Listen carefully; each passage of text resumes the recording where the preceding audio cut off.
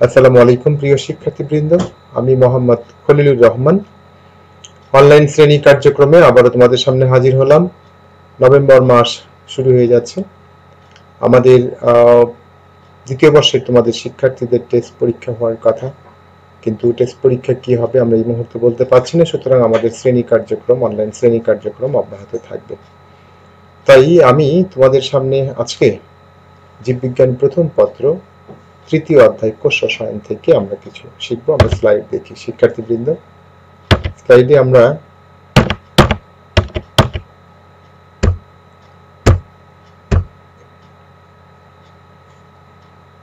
দেখো, আমরা দেখছি জীববিজ্ঞান প্রথম পত্র তৃতীয় অধ্যায় কোষ রসায়ন।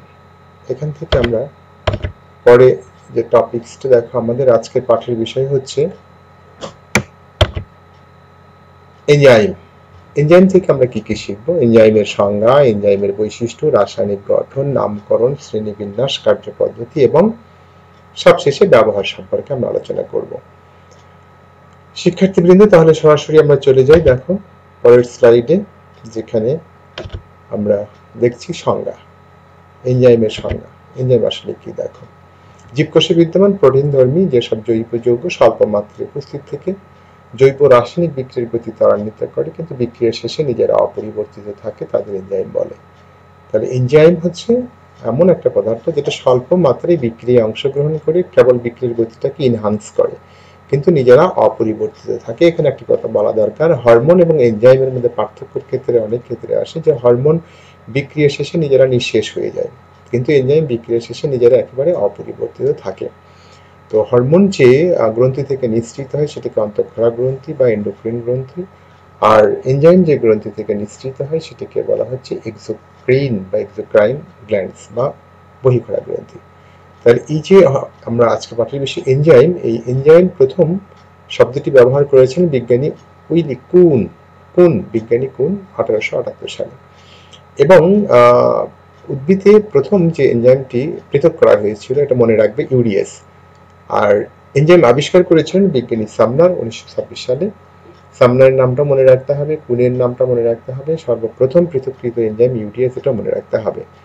আর সামনার বলেছিলেন যে এনজাইম হলো প্রোটিন, তাই সকল এনজাইমই হলো প্রোটিন, কিন্তু সব প্রোটিন এনজাইম নয়।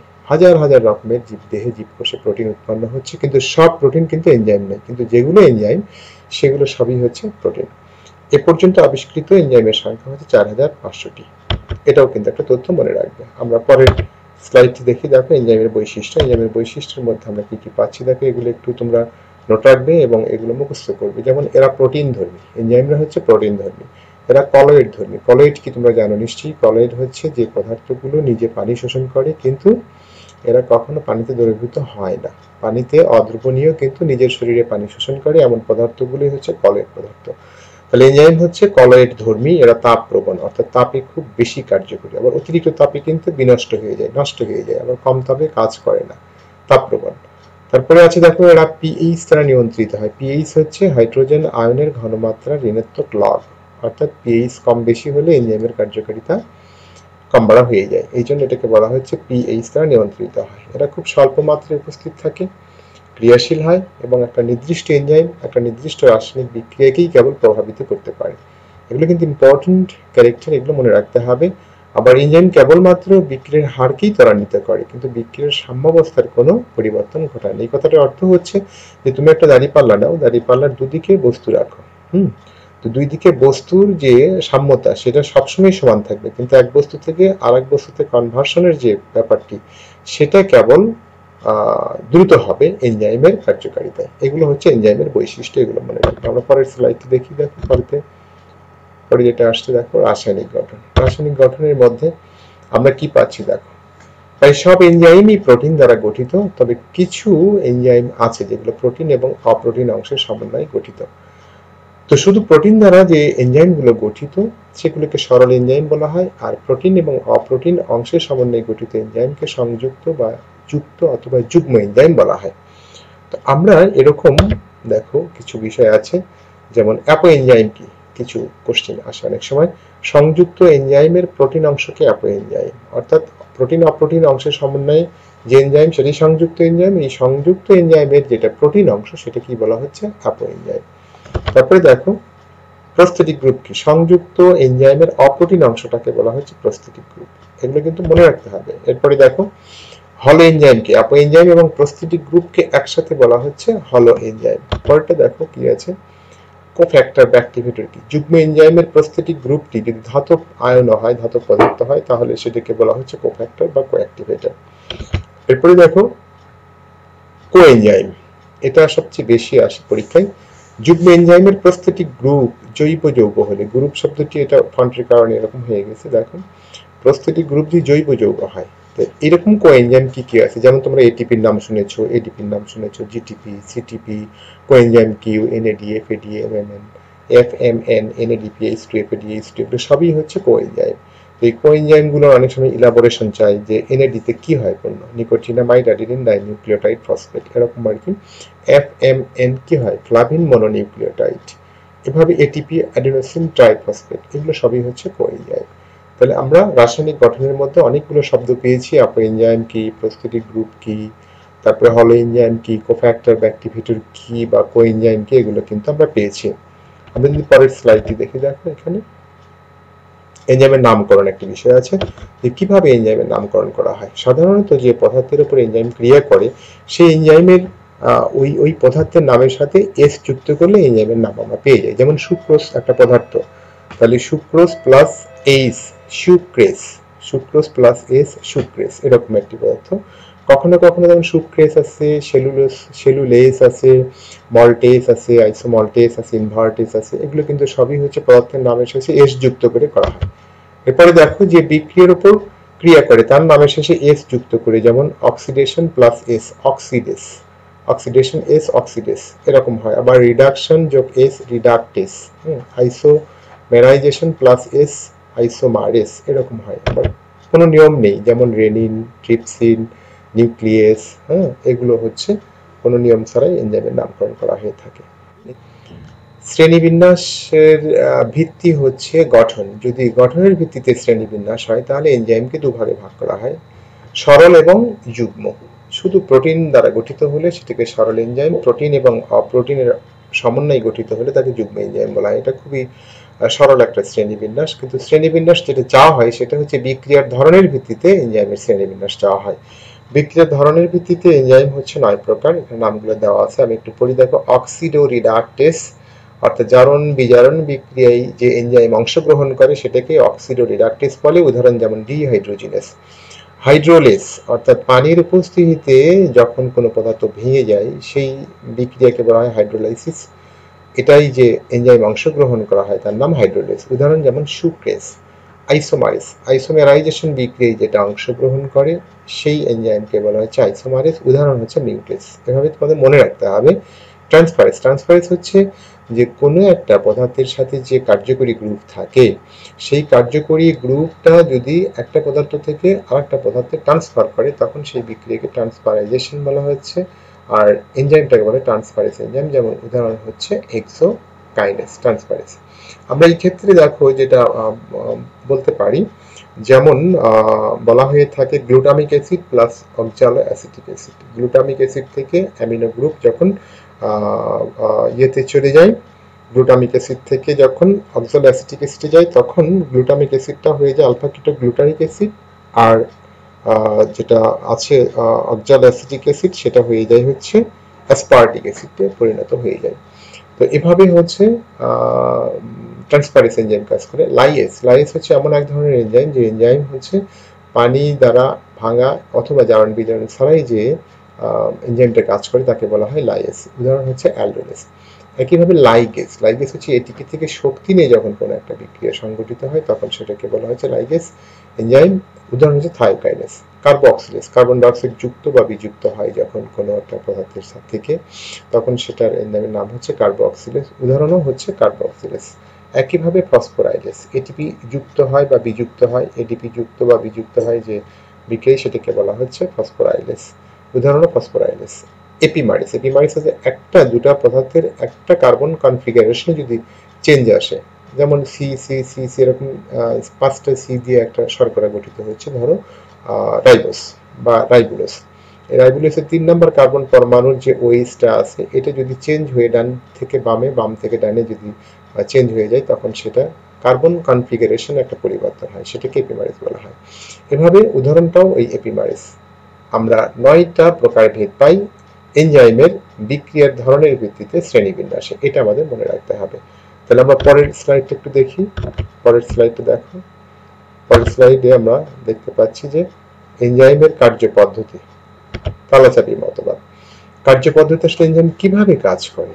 আমরা তো বৈশিষ্ট্যের মধ্যে যেটা পড়েছি যে এনজাইম আসলে সাবস্ট্রেটের সাথে যুক্ত হয়, যুক্ত হয়ে এনজাইম সাবস্ট্রেট একটা যৌগ গঠন করে, তারপরে সেটা ভেঙে গিয়ে এনজাইমটা অপরিবর্তিতই থাকবে আর দুটো পদার্থ তৈরি হবে। যেমন এখানে দেখো, এখানে এটা হচ্ছে একটা এনজাইম আর এটা হচ্ছে সাবস্ট্রেট। এই সাবস্ট্রেট থেকে এইখানে দেখো দুটো পদার্থ তৈরি হলো, আর এনজাইম যা ছিল এখানেও যা, এখানেও ঠিক তাই আছে। এইভাবে তালাচাবি মতবাদ, এনজাইমটাকে বলা হচ্ছে তালা আর সাবস্ট্রেটটাকে বলা হচ্ছে চাবি। একটা চাবি যেমন একটা তালা জন্য ব্যবহৃত হয়, ঠিক এক্ষেত্রে সেটি বোঝানো হচ্ছে। পরেরটাই যেমন কি আছে যে সাবস্ট্রেট দুইটা, যেমন অক্সিজেন প্লাস হাইড্রোজেন বিক্রিয়া করে পানি তৈরি হয়, একটা পদার্থ তৈরি হয়ে গেল, কিন্তু এনজাইম যা ছিল ঠিক এখানেও তাই আছে। এইভাবে জার্মান বিজ্ঞানী এমিল ফিশার তিনি তালাচাবি মতবাদটি এটা প্রবর্তন করেছেন, একটা ভাঙনমূলক একটা গঠনমূলক।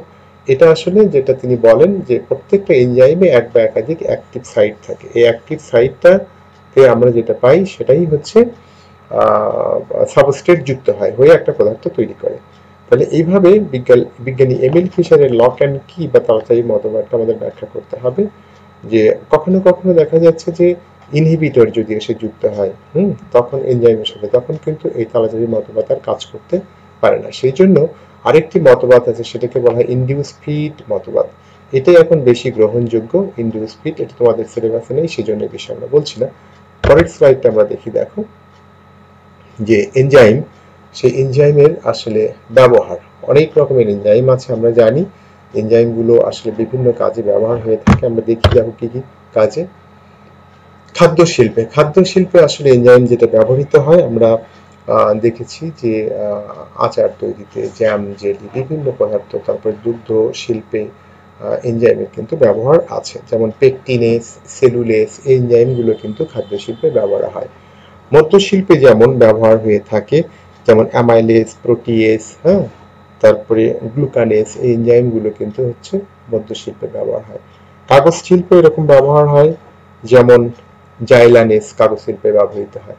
চর্মশিল্পে ব্যবহার করা আছে, যেমন চর্মশিল্পে। এভাবে ফটোগ্রাফিক শিল্পে, চিকিৎসা শিল্পে, ক্ষত নিরাময়, কোথাও ক্ষত হলে, আবার জিন প্রযুক্তিতে, চিকিৎসা শিল্পে যেমন হচ্ছে আমরা জানি যে চিকিৎসা শিল্পে চোখের ছানি অপারেশন করতে যেমন ট্রিপসিন এনজাইম ব্যবহার করা হয়, আবার মস্তিষ্কে জমাট রক্ত গলাতে ইউরোবাইলেস এনজাইম ব্যবহার করা হয়। এভাবে এনজাইমের ব্যবহারগুলো আমরা শিখব।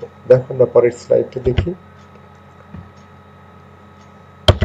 এখানে এনজাইম বিষয়ক কিছু প্রশ্ন আছে। এনজাইম বিষয়ক কিছু প্রশ্ন যেমন আমরা প্রায়ই পেয়ে থাকি, যেটা বলেছিলাম তোমাদের শ্রেণীবিন্যাস থেকে যে প্রশ্নগুলো আসে অনেক, সেগুলো ইম্পর্টেন্ট। তো সাধারণত যে প্রশ্নগুলো হয়ে থাকে, যেমন এনজাইম কি বা এনজাইম বলতে কি বুঝো, এনজাইম কাকে বলে, এগুলো খুব সরল কোশ্চেন। এরপর এনজাইমের বৈশিষ্ট্য লিখো। তাহলে এনজাইমের বৈশিষ্ট্যগুলো কিন্তু বলা হয়েছে, যেমন এরা প্রোটিন ধর্মী, তারপরে এরা হচ্ছে কলেট ধর্মী, তারপরে এরা হচ্ছে পিএইচ নিয়ন্ত্রিত হয়, তাপপ্রবণ, এরকম যে বৈশিষ্ট্যগুলো সেটা অনেক সময় পরীক্ষায় চাওয়া হয়। লক অ্যান্ড কি বা তালাচাবি মতবাদ বলতে কি বোঝো, বুঝিয়ে লিখো। অনেক সময় প্রশ্ন আসে খতে, তখন যে বলতে হবে বিজ্ঞানী এমিল ফিশার কর্তৃক প্রদত্ত এনজাইমের কার্যপদ্ধতি হচ্ছে লক অ্যান্ড কি বা তালাচাবি মতবাদ নামে পরিচিত। সেই ক্ষেত্রে এই কথাগুলো বলতে হবে। প্রত্যেকটা এনজাইমে এক বা একাধিক অ্যাক্টিভ সাইট থাকে, সে অ্যাক্টিভ সাইটে সাবস্ট্রেটগুলো যুক্ত হয়, তারপরে এনজাইম সাবস্ট্রেট কমপ্লেক্স গঠিত হয়। এইভাবে আর কি এই প্রশ্নের উত্তর দিতে হবে। এনজাইম সাবস্ট্রেট ভেঙে গিয়ে আবার প্রোডাক্ট হয়, এনজাইমটি অপরিবর্তিত থাকে। এরপরে আছে হচ্ছে কোএনজাইম কি বা কোএনজাইম বলতে কি বুঝো, কয়েকটি কোএনজাইমের নাম লিখো। আবার সরাসরি কখনো NADPH2 এটার পূর্ণরূপ কি বা এটিপির পূর্ণরূপ কি, FMN এর পূর্ণরূপ কি, কোএনজাইমগুলো এগুলো আসে ভাবে। এছাড়াও একটা প্রশ্ন আসে খুবই সঙ্গত, যে ব্যাখ্যা করো সকল এনজাইমই প্রোটিন, কিন্তু সকল প্রোটিন এনজাইম নয়। এটা এনজাইমের বৈশিষ্ট্য দিয়ে এই প্রশ্নের উত্তরটা তোমাদের করতে হবে। এরপরে আছে যে এনজাইমের শ্রেণীবিন্যাস, যেটা বলছিলাম শ্রেণীবিন্যাসটাই ভর্তি পরীক্ষার জন্য সবচেয়ে বেশি গুরুত্বপূর্ণ। বিভিন্ন এনজাইমের নাম দেওয়া হবে এবং বলা হবে এটা কি জাতীয় এনজাইম। যেমন তোমাকে হাইড্রোলেস এনজাইম, সুক্রেস, এটা একটা হাইড্রোলেস এনজাইম। এভাবে আর কি কিছু কিছু নাম, যেমন তোমার অক্সিডোরিডাক্টেস এনজাইমের মধ্যে আছে যে উদাহরণগুলো, সেগুলো একটু পড়ে ফেলতে হবে। সবশেষে যেটা আছে এনজাইমের ব্যবহার, যেমন বললাম যে চোখের স্থানীয় অপারেশনে কোন এনজাইম ব্যবহার করা হয়, জমাট রক্ত গলাতে কোন এনজাইম ব্যবহার করা হয়। তাছাড়াও খাদ্য শিল্পে যেমন হচ্ছে এনজাইম ব্যবহার করা হয়, যেমন সেলুলোজ বললাম, পেকটিনেজ বললাম। তো এগুলো হচ্ছে এমসিকিউ এর জন্য খুবই গুরুত্বপূর্ণ, এগুলো তোমাদের একটু পড়তে হবে। মদ্য শিল্পে ব্যবহৃত এনজাইম কোনটি এভাবে আসে, অ্যামাইলেজ, প্রোটিয়েজ, গ্লুকানেজ, এই নামগুলো কিন্তু একটু মনে রাখতে হবে। শিক্ষার্থীবৃন্দ, এ পর্যন্ত আমরা এনজাইম নিয়ে যে কথাগুলো বলেছি, তোমরা এগুলো একটু আবারও বই দেখে পড়বে, মনে রাখার চেষ্টা করবে এবং বারবার পড়তে হবে, তাছাড়া ভুলে যাবে। আজকে এই পর্যন্তই। তোমাদের সাথে পরবর্তী ক্লাসে আবারও তোমাদের সাথে দেখা হবে এই আশাবাদ ব্যক্ত করছি এবং তোমাদের ধন্যবাদ জানিয়ে আমার ক্লাস আজকে এই পর্যন্তই শেষ করছি। আসসালামু আলাইকুম। সবাই ভালো থেকো, সুস্থ থেকো।